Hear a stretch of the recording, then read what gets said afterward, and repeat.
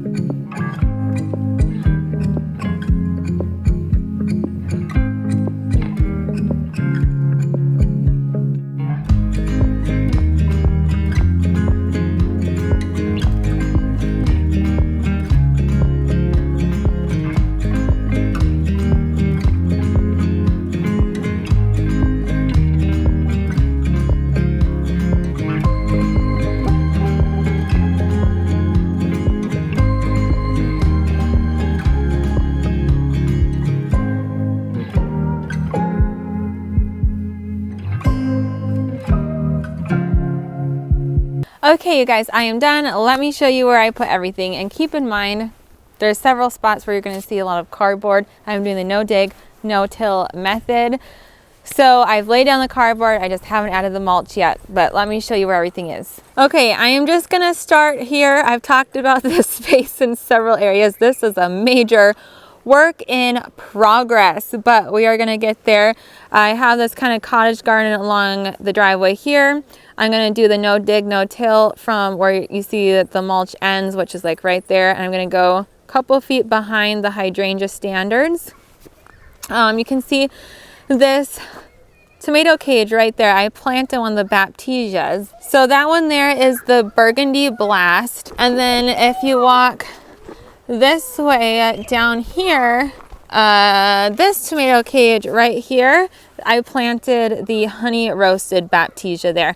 And then just right down here, I found a bunch of other plants that I didn't talk about in the beginning. I'm going to talk about them now so I can look back in this video if I can't remember. I planted a bearded iris. I thought it died in the container, but it's coming back. And I believe this one's called Immorality. Oh, yep. Okay, Jasper. I think it's a white one. I'll pop a picture up. And then going back this way, I planted the Always Afternoon daylily right there. I moved the opalescence phlox. I had it planted somewhere else. I think I filmed that one, but I didn't film me ripping it out of the ground and putting it there. I just think I'm going to like it there a little bit better. And then I had some foxglove paired with the salvia. I'm not sure. I think this is the Marvel Rose salvia. I popped that in. Trying to remember what that is. That is the English daisy. I wintered this over in its pot, and it was in its pot, so I found it and popped it in. Oh, and look at these. Aren't these pretty? I just found these. I had planted these and I forgot about them. I didn't think they grew anything. And I just found these. Cute. I also, in this corner, kind of the same area, daylily, opalescence, I also popped in creeping phlox. This is the emerald pink. Right there. Be just kind of a nice pop of color in the spring. All right, right here is where I was talking about the no dig, no till. I planted 3 of the serendipity alliums there. I planted another one of the daylilies and then the barberry. And I can't remember, the crimson something. That's the barberry. Now, I wanted to wait till I planted everything before I threw the mulch on. I think that's it. I have a bunch of bulbs and stuff. I don't think I'm going to plant them here. So I'm going to continue to bring the cardboard up to probably here. And then I'm going to throw mulch on it. And it's going to form like this teardrop going around. And over here,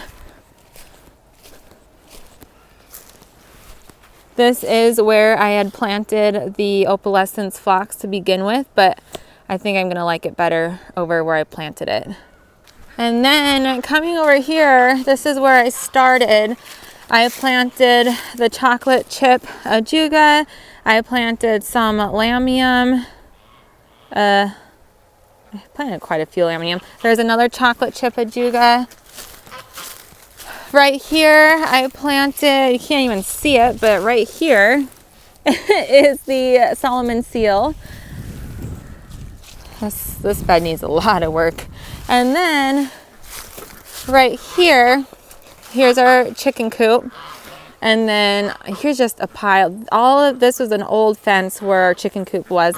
And we took a bobcat, ripped out the fence, piled it there because we're not sure if we're going to use those fence posts for anything.